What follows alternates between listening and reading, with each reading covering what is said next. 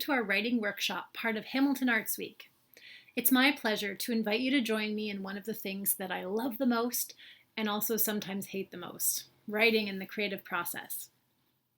As we slowly emerge from these months of very unusual and stressful living, I'm so thrilled that you're taking this time out to join me, take care of yourself and your creative life. We all have inherent creativity, we just might have gotten out of practice. But you might have found over the last while, like many other people wanting to bake bread or make things with our hands, that you've surprised yourself with your need to be creative during very difficult times. Or you might have been one of those people, and there have been many of us, unable to create a single new thing with all the anxieties and worries all around us. Over the course of this week, I will guide us through 5 fun, short writing activities that might surprise us as we try out different genres and different ways of approaching writing. At the end of the week, I'll invite you to submit some of your writing if you'd like, and then I will put it all together and send it out with everyone with some suggestions for sharing with the world. And if the thought of having your writing read by a reader stresses you out right now, then by all means don't take part in that portion. But if you'd like and you're change your mind by the end of the week, please share. We will have some fun with that, sharing our writing and inspiring some random acts of literary creativity. So in this intro video, I'm going to introduce myself, fill you in on the structure of our workshop for the week, and get you started on your first writing activity. So my name is Katrin, and I'm a Hamilton writer, among many other things.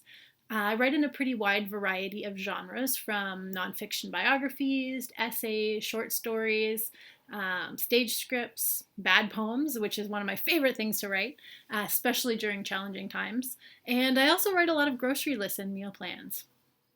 Over the years, particularly as a PhD student in literature, I became a bit weary with writing and realized that I'd come to take it all too seriously. It started to take away the joy from my creative process. It was all about meeting deadlines, getting things done. And I believe that writing can be very serious, a serious activity, and it has much power to change the world. It can shape how we think, how we feel about the world, how we engage with it. But I personally, anyway, became far too concerned about being judged, being evaluated, about my ideas or my work being good enough. So I found I was becoming very worried about using exactly the right word in each situation, about not offending anybody, about getting things right. But frankly, what is good or right anyway? I mean, my idea of right and good is probably very different from yours, as it should be. That's what makes us unique. And it's true, words can certainly be used carelessly and harmfully to inflict pain and injustice.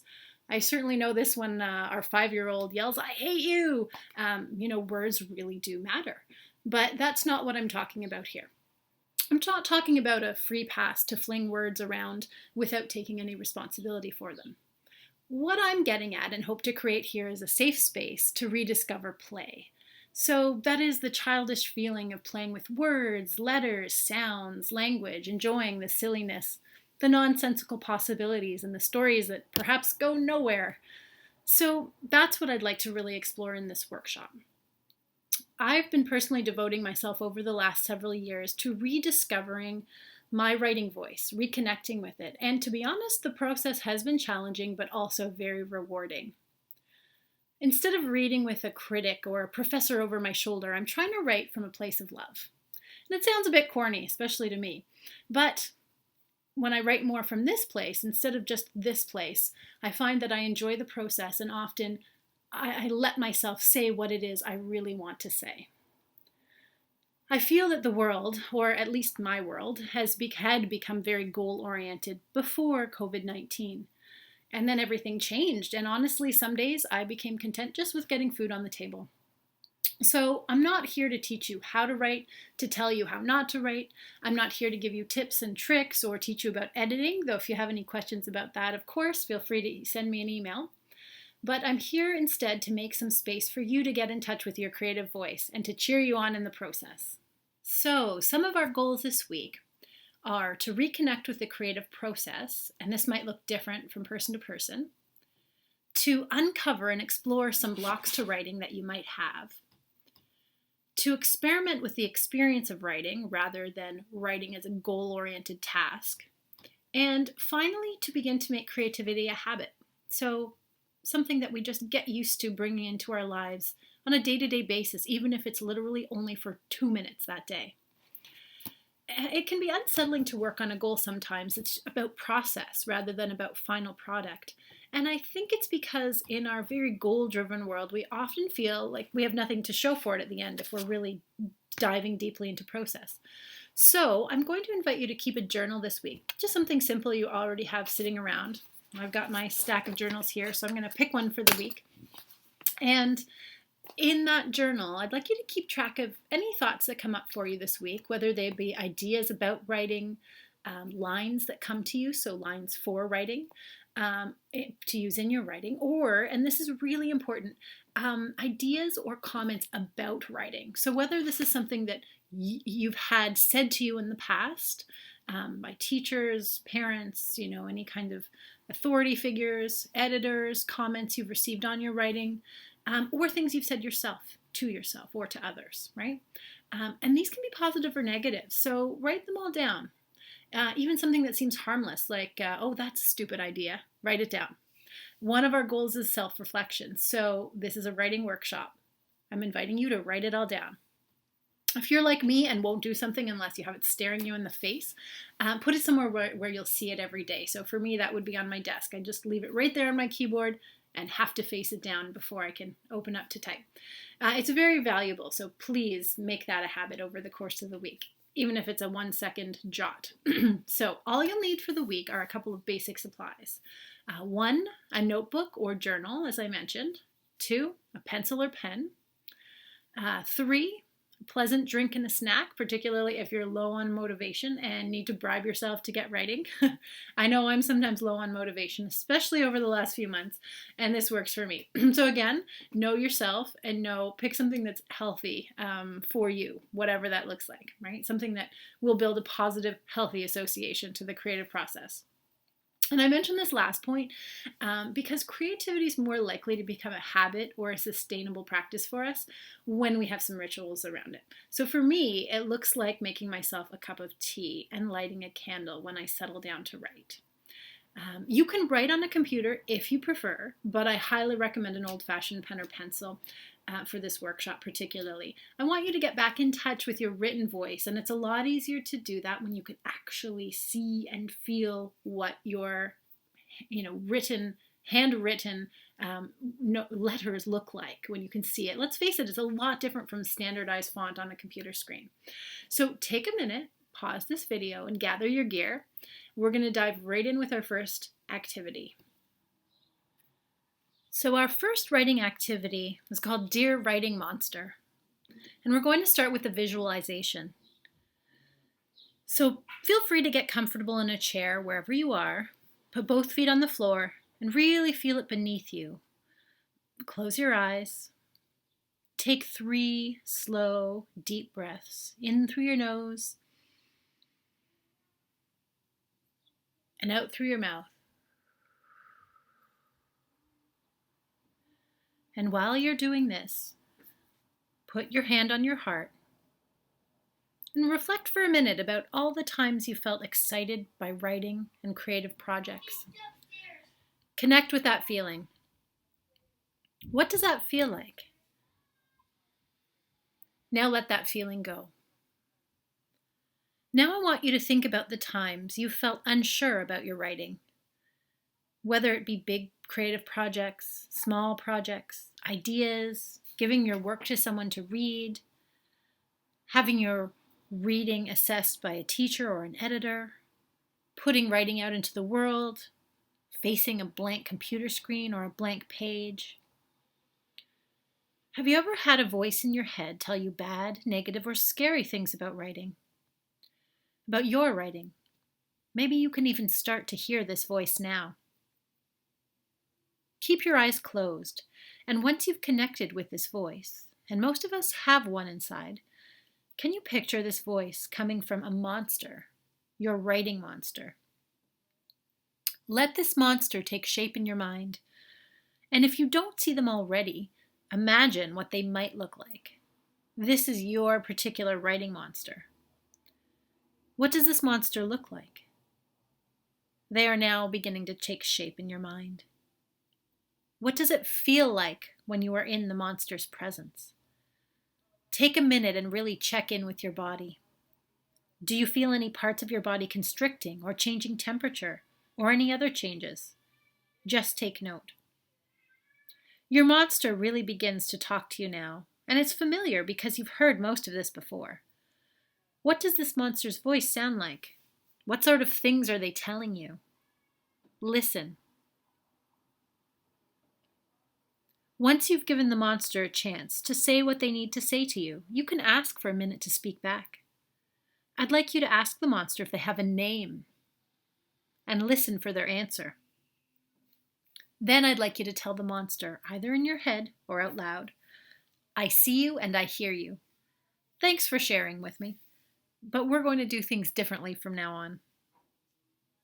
Then you can say goodbye, maybe walk the monster out, escort them out now that they've been heard, and if you notice that your monster is not done with you or keeps trying to say more, you might reassure them that you can revisit their worries later, but you're not available to listen at the moment. Once you're ready, shake your fingers, wiggle your toes, become aware of the room, and open your eyes.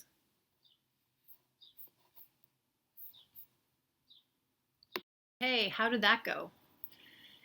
If you noticed your monster had more to say to you or felt like really sticky, heavy energy, then please feel free to revisit this visualization again later. So you can play this portion of the video or do it on your own before bed or that sort of thing. Time when you're feeling relaxed. And just be sure to have your journal around so you can jot down any things that come up for you while you're doing that. Now, please pull out your journal, and I'd like you to ask yourself these following questions and write the answers down in your journal. Number 1, what did your writing monster look like? Can you draw or doodle them? Number 2, what does your writing monster sound like? Number 3, does your writing monster have a name? Number 4, how did you feel in the presence of this monster? And number 5, what are some of the things that your writing monster was saying to you? All right. Once you've gotten all those answered, we're going to take some time to write a letter to our writing monsters. So I'm going to give you 7 minutes of writing time, and I want you to consider some of those things that the monster was telling you, how they were showing up, and what it is you want to say back. For instance, when I did this activity, my monster kept breathing this huge fire at me, and in my head it felt really threatening and scary. And when I sat down to write my letter to this dude, I let him know that, yeah, the fire was scary, but fire was also really transformative and beautiful and could be super helpful. So now I often light a candle as part of my writing ritual. It helps me move through that fear more quickly, and I find it really soothing and relaxing. It kind of tames my monster. So you might be inclined to want to banish your monster completely, and that might be a good solution for you. And everyone has a different strategy. We're all different. But I personally ended up learning some things actually from my writing monster. So you never know. You might find out there's a worthwhile conversation there, and they can become an ally rather than an enemy. So please start your letter, dear writing monster, and tell them what you need to say.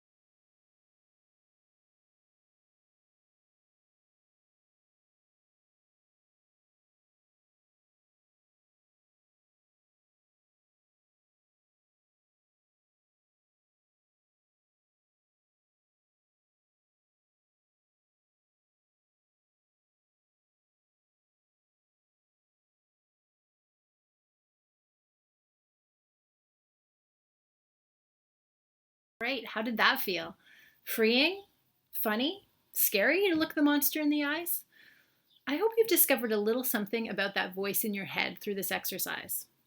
Taking a step back and distancing ourselves from that voice in our head, since speaking back to it can actually go a long way towards helping us open up to a much more authentic writing process. It can help us to get to saying what we want to say a lot more quickly. So today and at the end of each video, I welcome your comments and feedback. If you have any comments you'd like to send me or any questions, you can send those to my email address at katherineraymond@hotmail.com. I will read your comments and address them in tomorrow's email. A big thanks again for joining. I'm really looking forward to writing with you this week. Don't forget to keep your journal out where you can see it and note down any writing thoughts that come up for you over the course of the next day or two. Keep your eyes out for an email in your inbox tomorrow. Have a great day. Bye.